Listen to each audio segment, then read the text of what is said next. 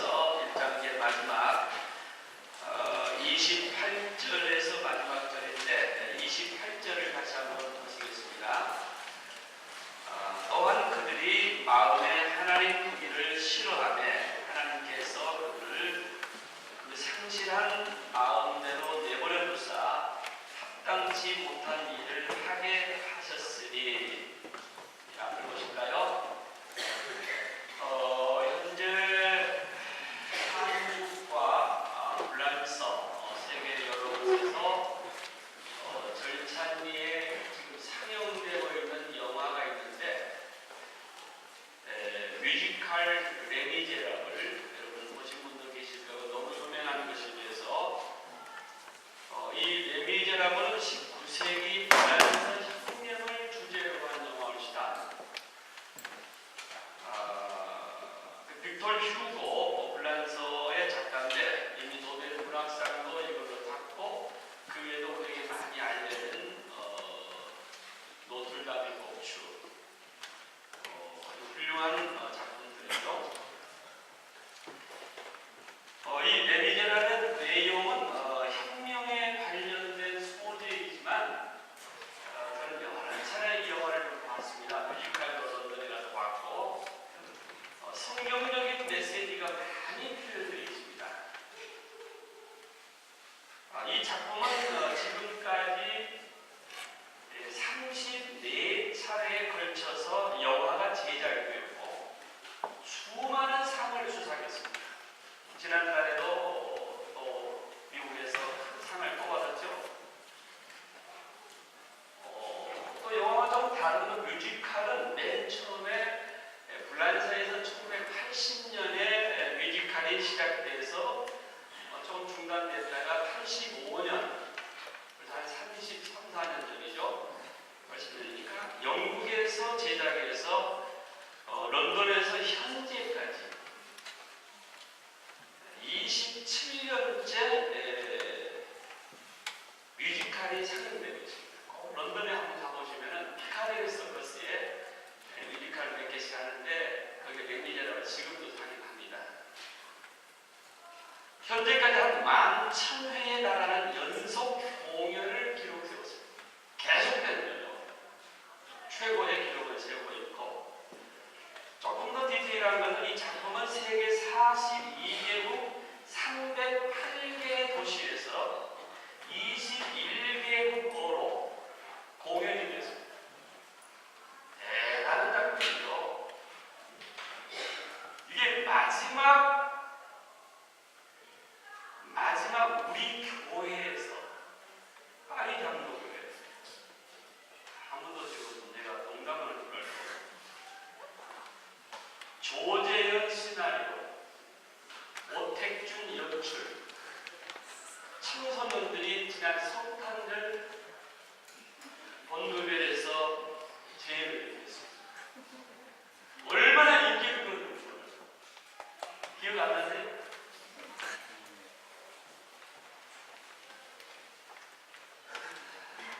이렇게 우리 학생들도 좋아할 수 있는 거, 아까 말씀드린 대로 얘는 성경적인 내용이 참 많아요. 이 영화는 성경의 다니엘의 이야기와 매우 흡사한 내용이 있습니다.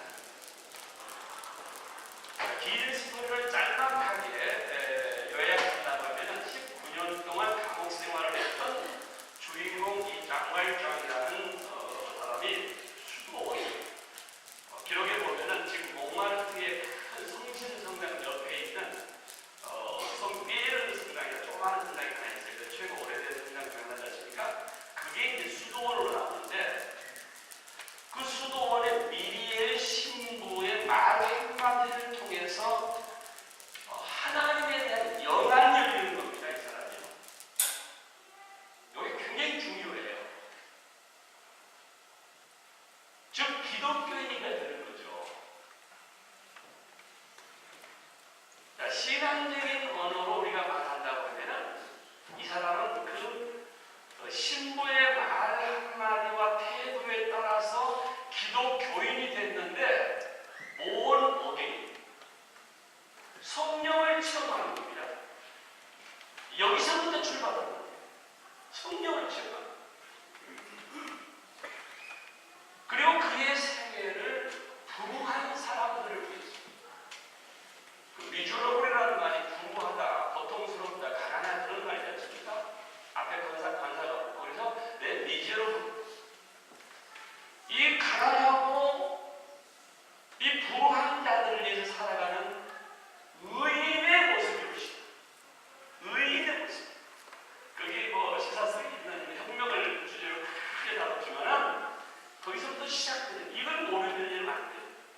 성령 충만한 의인의 삶. 의인은 이렇게 산다. 라는 걸 보여주는 것이죠. 그러나 그를 끈질기게 따라다니는 자매의 경감은 불의와 부조리를 뿌리 뽑아야 한다고 하는 정의 구현의 실무자가 되어서 빨간 쪽을 훔친 장발장을 잡아 정의 구현을 실현하기 위해서 열심과 소명감이 그렇게 이 그 일에 충실할 수가 없어요. 불의를 향하는 쫓아다니는 거니까요. 그렇다고 해서 이 자매의 경감에 정의감과 도덕을 잡으려고 하는 그 행위를 불의라고 말할 수는 없습니다. 그러나 마지막에 그 경감이 더 비참해지고 허탈감에 빠지는 이유가 무엇입니까? 마지막에가 생명을 괜찮습니까? 잘 들으셔야 됩니다. 장발장은 하나님의 은혜를 체험했지만 이 경감은 하나님의 율법과 정의를 알고 있었지만 하나님의 은혜를 모르는 사람이었습니다. 정의와 은혜.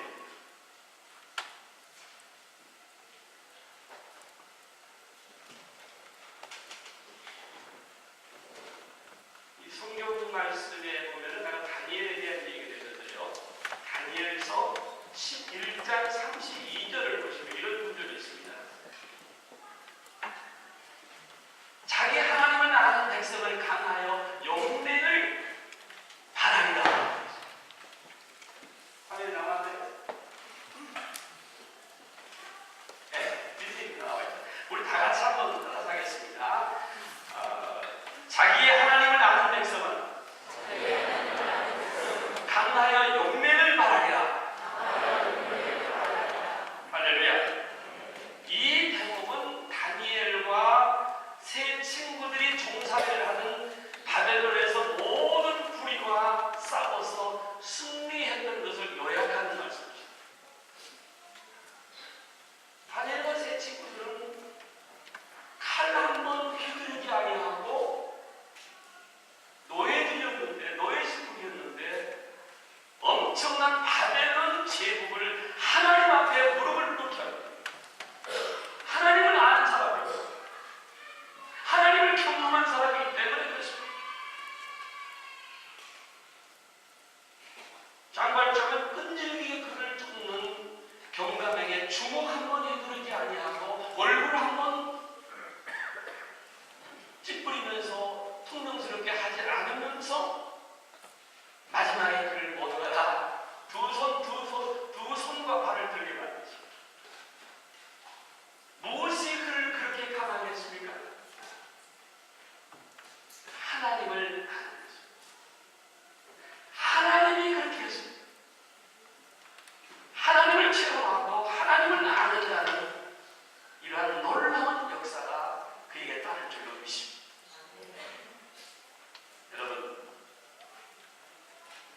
여러분께서는 하나님을 얼마나 알고 계십니까? 여러분 교회를 왜 다니십니까? 여러분 예수를 왜 믿으세요?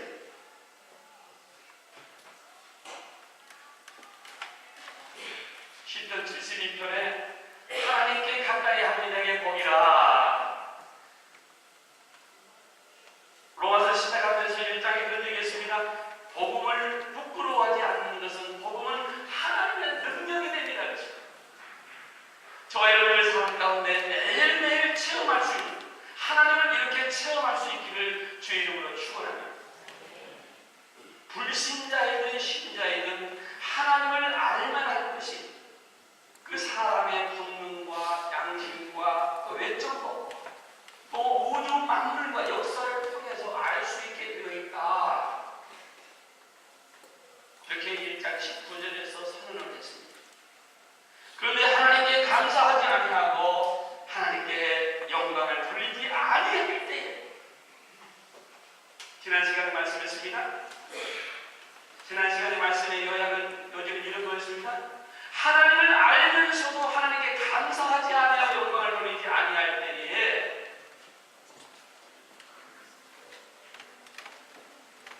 진리를 거짓으로 바꾸게 되고, 또 첫째는 우상 숭배를 하게 되고, 둘째는 성적으로 타락하게 되고, 셋째는 도덕적인 타락, 온갖 불의와 죄가 만연된다. 이렇게 지난 시간에 말씀드렸습니다. 여기서 완전 타락, 인간의 완전 타락, 죽음을 선언하는 것입니다. 오늘 32절을 다 같이 또 읽어보겠습니다. 오늘 이것은 로마서 1장 32절 함께 읽어보겠습니다. 시작. 이같이 일을 행하는 자를 사형에 해당한다고 하나님께서 정하심을 알고도 자기들만 행하는 건 아니라 또한 그들을 행하는 자들을 옳다 하느니라. 보세요. 이와 같은 일을 행하는 자는 사형에 해당한다고 하는 게 이게 무엇이 문제입니까? 자, 계속해서 얘기하려고 하는 건 뭐냐면은 사형에 해당한다고 하는 것을 하나님의 정하심을 알고도입니다. 하나님을 알면서도 이것이 사형에 해당한다는 것을 알면서도 이게 문제입니다. 여러분, 교인들이 성경을 몰라서 실수하는 게 아닙니다. 죄의 삭은 사망이라는 것을 모르는 사람 아무도 없습니다. 그런데 왜 불의의 길에서 돌아서지 못하는 것입니까? 오늘 몇 가지로 얘기를 하겠습니다. 첫째, 28절을 자세히 이렇게 보시면 28절, 마음에 하나님 두기를 싫어한다고 했습니다. 하나님을 알면서도 하나님을 인정하기를 싫어하는 거예요. 현대인의 다른 번역성에 보면은 여기 뭐라고 했냐면은 하나님을 아예 알려고 하지도 아니한다. 사번역에 인정하려고도 하지 아니한다. 그 마음에 하나님 두기를 싫어한다고 했습니다. 오늘 본문의 28절에 이 말은 하나님을 우습게 여기고 그에게 거역할 뿐만 아니라 하나님을 기피한다는 것입니다. 하나님의 간섭을 싫어하는 것입니다. 가능한 하나님과 멀리하려고 하는 것입니다. 이것이 바로 일부러 죄를 짓는 것입니다. 예를 든다고 하면 술 취하는 것이 여기에 해당합니다. 하나님의 음성이 들려오면 양심에 가책이 생기고 못 견디기 때문에 잠시나마 잊어보겠다고 술을 취하는 것입니다. 술에 취하는 것입니다. 술에 취해 보는 것이죠. 그리고 일부러 방황하는 것입니다. 이렇게 하면 몸도 약해지고 인격도 떨어지고 망신도 당하고 돈도 낭비하는 거 다 알고 있습니다. 알면서도 왜 이렇게 알면서도 이렇게 행하는 것입니까? 그 마음에 하나님 두기를 싫어해요. 하나님에 대해서 아는 것을 기피하는 거죠.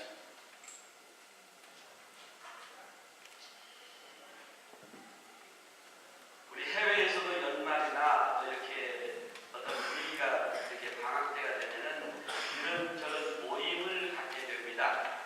세상 돌아가는 얘기들, 또 정치 얘기들, 다 할 얘기 얼마나 많이 있습니까? 옛날 추억을 살며 이것저것 얘기를 하다가 그 자리에 누군가가 하나님에 대한 얘기, 예수에 대한 얘기, 혹은 교회 다니는 얘기를 하면 분위기가 갑자기 바꿔지고 하필이면 이런 자리에서 그따위의 말을 하느냐 하는 식으로 은근히 거부 반응을 보이는 경우들이 왕왕 있습니다. 사람들은 노골적으로 하나님에 대해서 거부 반응이 있습니다. 인간들은 노골적으로 하나님을 하나님을 싫어하는 경향들이 있습니다. 이렇게 악한 반응을 보이는 자들에게 하나님께서 어떻게 하셨습니까? 두 번째, 상실한 마음대로 내버려 뒀다. 28절에 그렇게 나오죠. 이 상실한 말이라는 것, 상실한 마음이라고 하는 헬라 단어에서 타락한 마음을 의미합니다. 타락한 마음대로 내버려 두셨다는 게 하나님께서.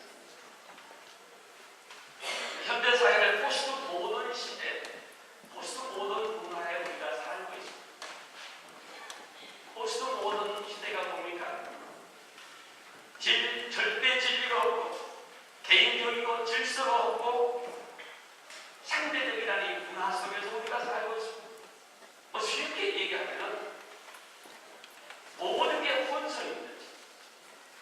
문학도 그렇고 철학도 그렇고 쉽게 우리 인간 관계도 이거 뒤죽박죽입니다. 도덕과 뭐 질서와 뭐 위아래 이런 게 없는 거예요. 이게 뭐냐면 포스트 모더니즘. 이런 영향을 받아서 모든 게 학문적으로 씁니다. 그 결과 우리에게 비참한 결과가 찾아올 수밖에 없습니다.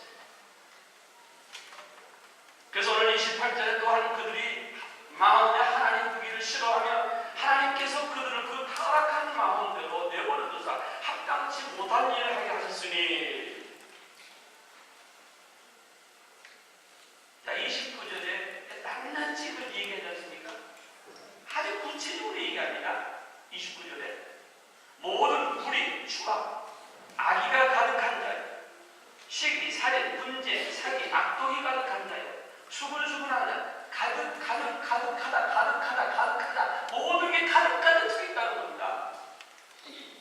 30절 비방하는 자요, 하나님께서 미워하시는 자요, 능욕하는 자요, 교만한 자요, 자랑하는 자요, 악을 도모하는 자요, 부모를 거룩한 우매한 자요, 배약한 자요, 무중한 자요, 무자비한 자요, 온통 마음일 때 온통 죄를 짓는데 온통 마음이 다 빼앗겨 있다는 겁니다. 하나님을 아는 자들이 하나님 알고 있고 온통 죄를 범하는데 마음이 빼앗겨 있습니다.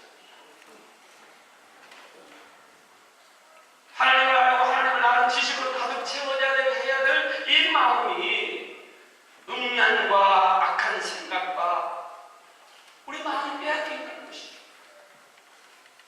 그래서 성경은 이렇게 준엄하게 선언합니다. 사람의 마음에서 나오는 악한 생각, 음란과 도둑질과 살인과 간과 탐욕과 악독과 속임과 음탕과 질투와 비방과 교만과 우매함이 마가복음 7장에 있습니다. 예수님께서는 바리새인들을 향해서 하신 말씀이 있어, 이 독사의 자식들아, 너희는 악하니 어떻게 선한 말을 할 수 있냐? 네 마음속에 악한 게 있는데요, 어떻게 입으로 선한 말을 하겠냐? 마음에 가득한 것을 말로 입으로 표현하는 것입니다. 아무리 하나님을 아는 지식이 있는 바리새인 서기관들일지라도 마음속에 하나님 두기를 싫어하기 때문에 겉으로는 경건한 척이지만 마음속에 하나님을 모시기를 원치 않기 때문에 이런 죄악들이 눈만 뜨면 줄줄줄줄줄 나오고 죄를 물 마시듯 먹고 뒹굴고 죄의식 없이 사는 것을 얘기해요. 하나님께서 내버려 두셨다는 거예요.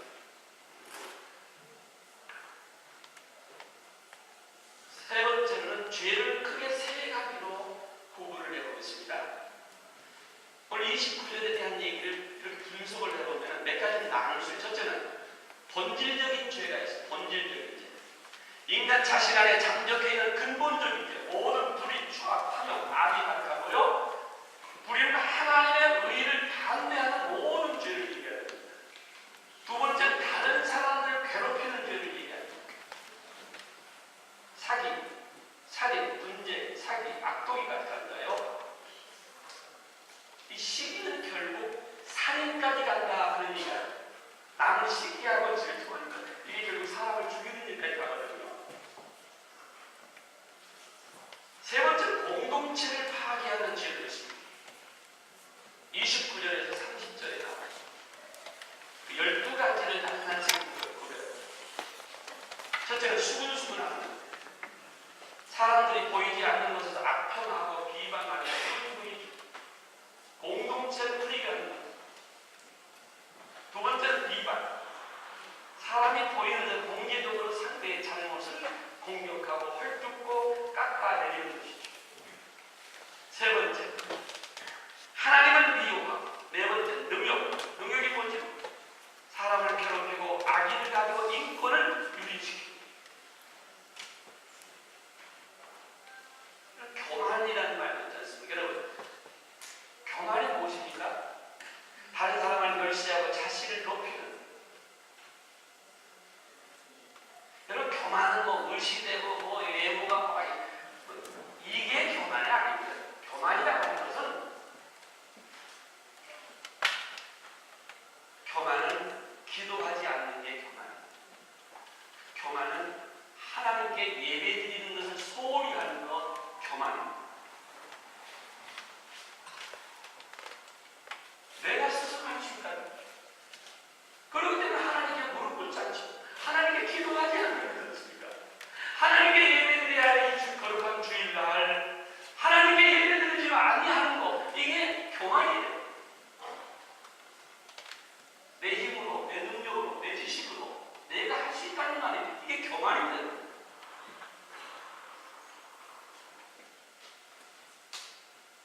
하나님을 우습게 여기는 교만한 자들.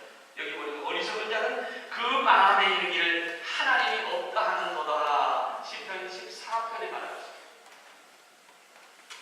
자랑하고 악을 도모하고 부모를 거역하고 배은망가하고 우매하고, 열 번째 배하는 약속을 쉽게 깨뜨리는 거죠. 11번째 무정한 자요. 무정한 자는 감정이 거세된 인간을 얘기해요. 제가 아까 포스트 모더니즘 얘기했습니다. 지금 다 이런 것들이 다 활기를 치고 돌아다녀요. 인간이 너무 무정해요. 너무나 악해요. 너무나도 무자비해요. 맹렬 동물과 같이 미래의 인간성에 흠집을 말하고 있었습니다. 이게 다 우리 하나님을 멀리하는 데에 나타나는 죄악 현상을 얘기합니다. 시간이 많이 지났으므로 마지막으로 32절을 한 번 더 보면서 결론을 맺어보겠습니다. 32절. 자, 그들이 이 같은 일을 행하는 자를 사형에 해당한다고 하나님께 정하심을 알고도 자기들만 행할 뿐 아니라 또한 그런 일을 행하는 자들 옳다 하느니라. 어떻게 죄 지은 사람들을, 죄 지은 자를 잘했다고 하는 이유가 어디 있습니까? 그래야 내 죄가 잘한 것으로 되기 때문에 그런 거죠. 본인이 알면서도 잘못한 사람을 잘했다고 칭찬해주고, 나의 잘못을 정당하기 위해서 이런 불의를 저지르고 죄를 옹호해주고 변명하는, 사람은 참으로 이기적이고 자기중심적으로 변질되어서 죄를 보고 죄라고 하지 않습니다. 얼마나 사악하고 강경한 모습인지 보입니다. 이것을